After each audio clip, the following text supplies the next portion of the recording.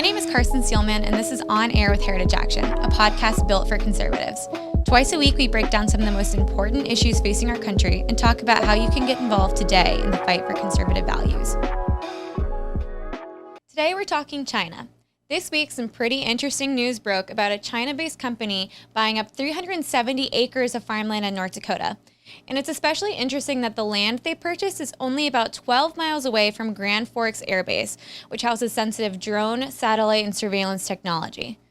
But China isn't just buying up land in North Dakota. It's happening all across the country. It's happening in Texas, near another air base, and it's happening at a faster pace than ever before. Just a few days ago, the Post-Millennial reported that foreign ownership in U.S. acres has gone up a staggering 60% over the last decade, and China is benefiting financially and militarily from it.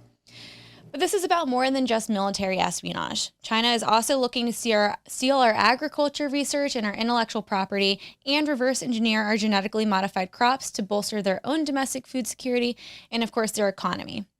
So not only are they buying land and enriching themselves and their military at our expense, but they are buying up our food supply and energy producers we should be able to rely on here at home. And don't forget that when Chinese companies buy up this land, some can still reap the benefits of some U.S. tax breaks.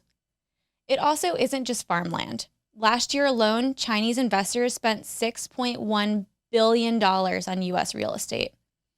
The China threat is the most critical and consequential international threat that the U.S. faces, and it involves a competition that spans the full range of national power: economic, military, diplomatic, and informational.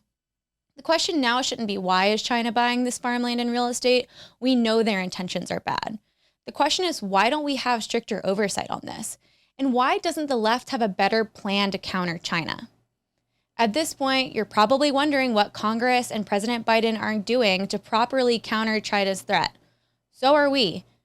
This week and next week, the Senate is focusing on beating China through an expensive yet ineffective semiconductors bill called the CHIPS Act, which has a price tag of nearly $250 billion. While we certainly welcome a productive industrial policy discussion about the semiconductor industry, this bill overspends taxpayer money during a time of historic inflation and doesn't even come close to holding China and the CCP accountable. In fact, the bill even gives subsidies to companies that are doing business in China. We've seen China's tactics. We know that they are infiltrating our universities and research institutions to spy on us and to spread their propaganda. As we just talked about, we have seen China's willingness to infiltrate our farms and food system. These are all major threats to our national security, and it's time that Congress and the White House do something about it. The Heritage Foundation and Heritage Action have both put together a list of comprehensive policy solutions that will actually make a difference and will send a message of strength to our adversaries in China. First, we need to properly define the threat China poses to our country. We are not friendly competitors, we are adversaries, and this needs to be a key foundation for our response. Next, and I can't believe we aren't already doing this, but we need to bar all members of the Chinese Communist Party and other Chinese nationals from national security-related research funded by our federal contracts and grants. Next, and again, this should be very straightforward, we need to ban American investment funds from financing any firms connected to China's military or surveillance state. And we need to bring back the DOJ's China initiative targeting Chinese espionage, which the Biden administration just ended.